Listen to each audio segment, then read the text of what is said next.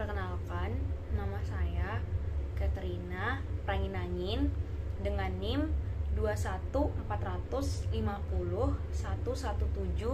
dari kelas Hukum Perbankan dan Jaminan D. Di sini saya akan menjelaskan tentang industri keuangan non-bank. Nah, jadi apa sih yang dimaksud dengan industri keuangan non-bank itu? Industri keuangan non-bank itu merupakan lembaga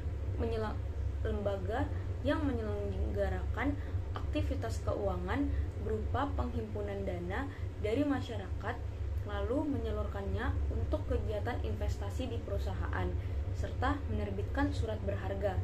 Industri keuangan non-bank sendiri itu juga sering dikenal dengan IKNB. Jadi dahulunya sebelum adanya IKNB ini juga dikenal dengan LKBB atau industri keuangan non-bank yang istilahnya itu dulunya sebagai lembaga keuangan bukan bank yang didirikan sejak tahun 1972 menurut Surat Keputusan Menteri Keuangan nomor 38/MK/4/1972. Nah, adapun tujuan dari pembentukan industri keuangan non-bank ini. Tujuan dari pembentukan industri keuangan non-bank ini merupakan untuk mendorong perkembangan pasar modal agar penyaluran dananya lebih efisien sehingga meningkatkan kesejahteraan masyarakat. Kemudian, industri keuangan non-bank ini diawasin oleh Otoritas Jasa Keuangan atau kita sering juga kenal dengan OJK yang sebagai otoritas pengawas lembaga keuangan yang ada di Indonesia. Nah, industri keuangan non-bank ini memiliki beberapa fungsi. Fungsi yang pertama itu adalah menghimpun dana dan menyalurkan dana, juga mengeluarkan surat berharga. Kemudian, industri keuangan non-bank ini memiliki fungsi juga sebagai memberikan layanan penyertaan modal ke perusahaan maupun proyek-proyek tertentu dalam jangka waktu sementara sebelum diperjualbelikan ke pasar modal.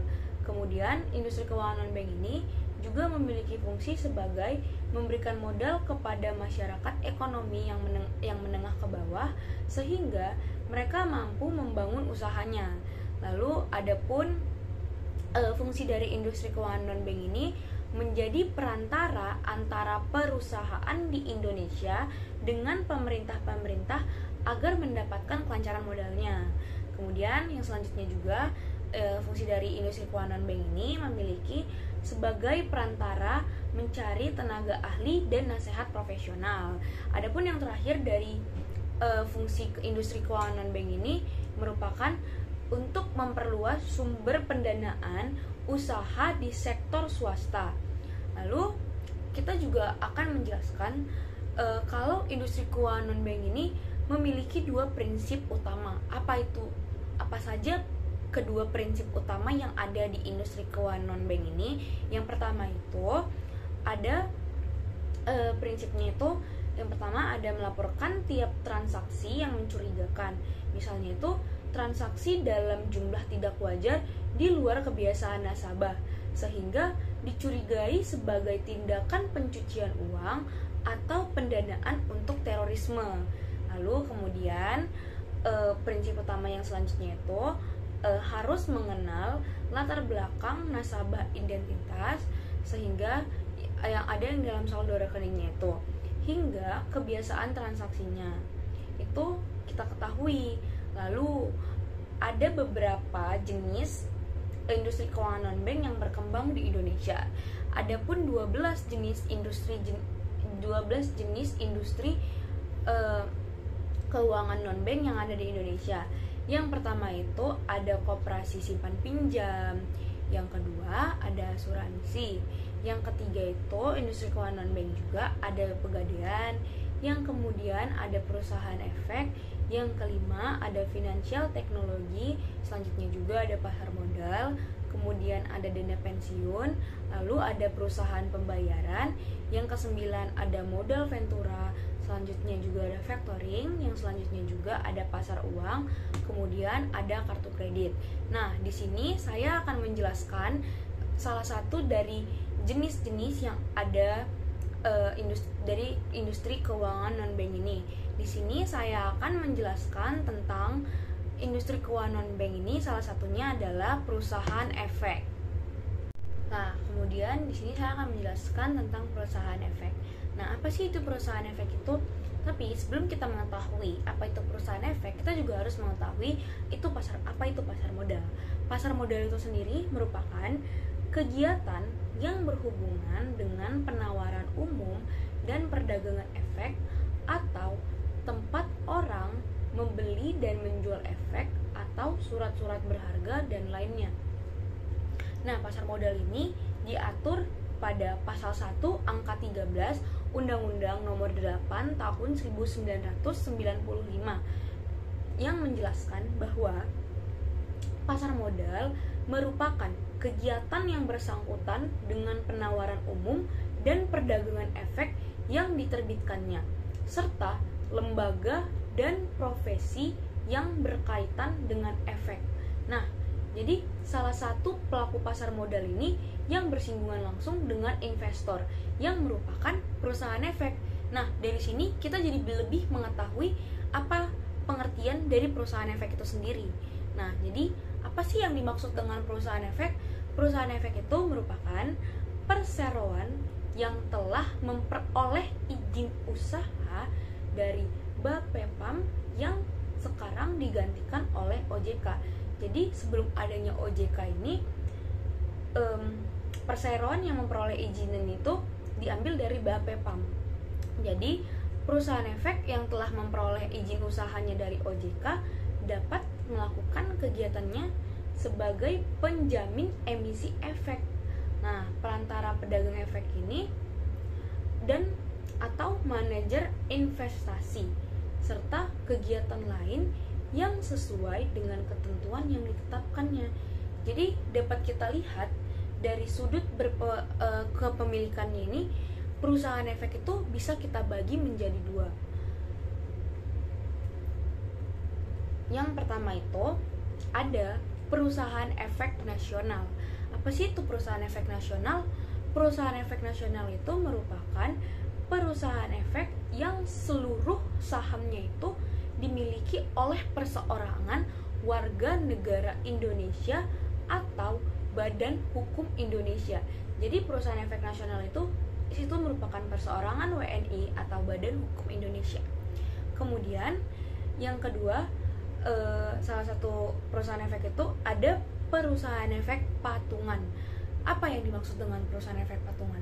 Perusahaan efek patungan itu merupakan perusahaan efek yang sahamnya itu dimiliki oleh orang atau perseorangan WNI atau warga negara Indonesia yang Badan Hukum Indonesia dan Badan Hukum Asing yang bergerak dalam bidang keuangan. Nah, sehubungan dengan aktivitas perusahaan efek, maka harus mendapatkan izin OJK sebagaimana yang sudah diatur dalam Peraturan OJK Nomor 20/PJOK titik 04/2016 tentang perizinan perusahaan efek yang melakukan kegiatan usaha sebagai penjamin efek dan perantara pedagang efek.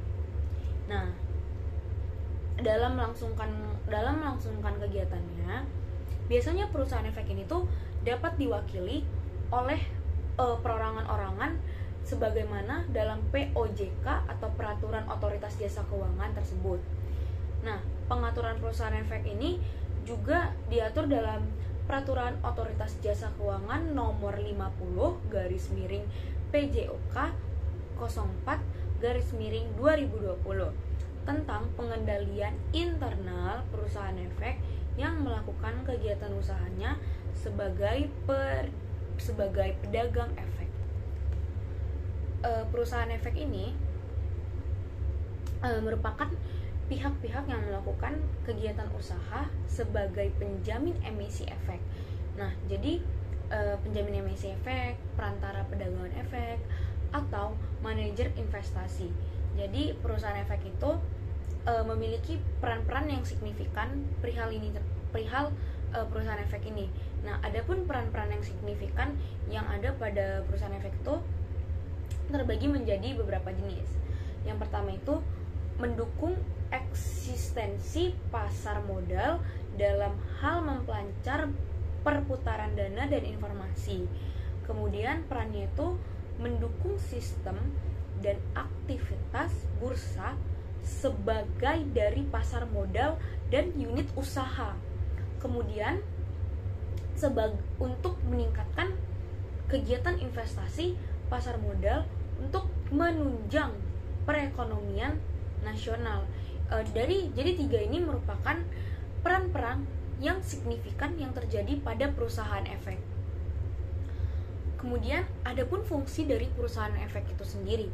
Fungsi dari perusahaan efek itu, yang pertama itu ada sebagai perantara mengalirnya arus dana dan informasi antara pemodal dengan pemodal dan pemodal dengan emiten. Kemudian fungsi dari perusahaan efek ini ada sebagai ujung tombaknya bursa atau pasar modal. Jadi perusahaan efek ini tuh sebagai tombak dari pasar modal dan dalam untuk meningkatkan pergerakan volume investasi. Nah, itu adalah dua fungsi utama dari perusahaan efek itu sendiri. Penyesuaian pemodalan pada perusahaan efek akan menimbulkan tumbuhnya perusahaan efek yang kuat dan efisien. Kualitas dana bonafiditas perusahaan efek yang demikian diharapkan akan membawa dampak positif bagi pengembangan pasar modal Indonesia menuju pasar modal yang standar global, sistematis dan efisien, serta menarik investor yang masif. Perusahaan efek itu dapat menjalankan kegiatan usahanya sebagai penjamin emisi efek, perantara pedagang efek atau manajer investasi, maupun kegiatan lainnya sesuai dengan ketentuan yang ditetapkan oleh Otoritas Jasa Keuangan atau juga dikenal dengan OJK.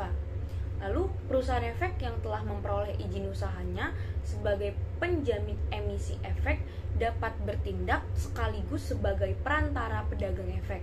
Perusahaan efek ini bertanggung jawab terhadap segala kegiatan yang berkaitan dengan efek yang dilakukan direktur, pegawai, dan pihak lain yang bekerja untuk perusahaan tersebut. Jadi, secara umum, perusahaan efek ini dapat dikelompokkan menjadi dua golongan, yakni yang pertama itu yang sudah dijelaskan tadi itu ada perusahaan efek nasional. Perusahaan efek nasional ini seluruh sahamnya itu yang dimiliki oleh perorangan warga negara Indonesia atau badan hukum yang berada di Indonesia. Yang kedua, ada perusahaan efek patungan yang sahamnya itu dimiliki oleh perorangan-orangan WNI atau warga negara Indonesia atau badan hukum Indonesia atau badan hukum asing.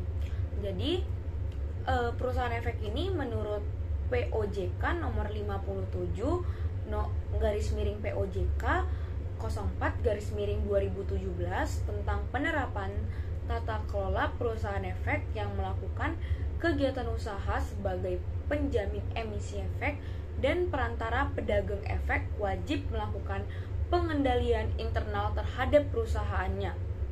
Sehingga untuk hal tersebut, maka perusahaan efek itu wajib membentuk dua fungsinya. Yang pertama itu fungsi manajemen resiko, yang kedua fungsi kepatuhan dan audit internalnya.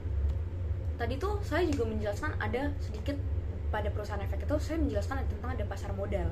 Nah, jadi kita akan di sini saya juga akan menjelaskan apa sih perbedaan dari pasar modal dan perusahaan efek itu.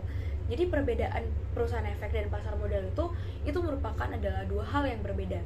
Perusahaan efek itu yang sudah saya jelaskan itu tadi sebagai perusahaan yang bertindak sebagai perantara investasi dalam pasar modal. Sementara pasar modal itu adalah kegiatan yang selalu berhubungan dengan penawaran umum dan perdagangan efek perusahaan publik yang berkaitan dengan efek yang diterbitkannya serta lembaga dan profesi yang berkaitan dengan efek. Jadi perusahaan efek itu merupakan salah satu pelaku dari pasar modal yang bertindak sebagai perantara jual beli efek menjamin emisi efek, dan manajer investasi. Jadi perusahaan efek itu harus memperoleh izin dari OJK dulu untuk melaksanakan kegiatan usahanya dalam Undang-Undang Pasar Modal. Jadi dalam Undang-Undang Pasar Modal, perusahaan efek ini dijelaskan sebagai pihak yang melakukan kegiatan usaha sebagai penjamin efeknya, lalu jadi perantara pedagang efeknya, dan menjadi manajer investasi. Perusahaan efek dapat melakukan salah satu kegiatan usaha tersebut atau ketiganya bersamaan berdasarkan kemampuan pemodalan dana dan untuk kesiapan sumber dayanya, sehingga perusahaan efek itu merupakan salah satu elemen penting dalam pasar modal yang berperan sebagai perantara investasi bagi investor dan emiten di pasar modal.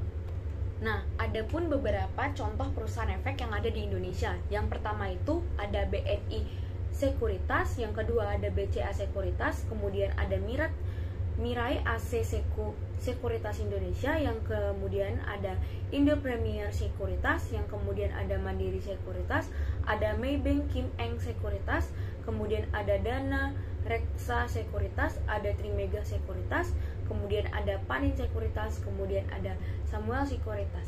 Jadi perusahaan efek dapat melakukan kegiatan usahanya seperti perantara pedagang efek, penjamin emisi efek, dan manajer investasi.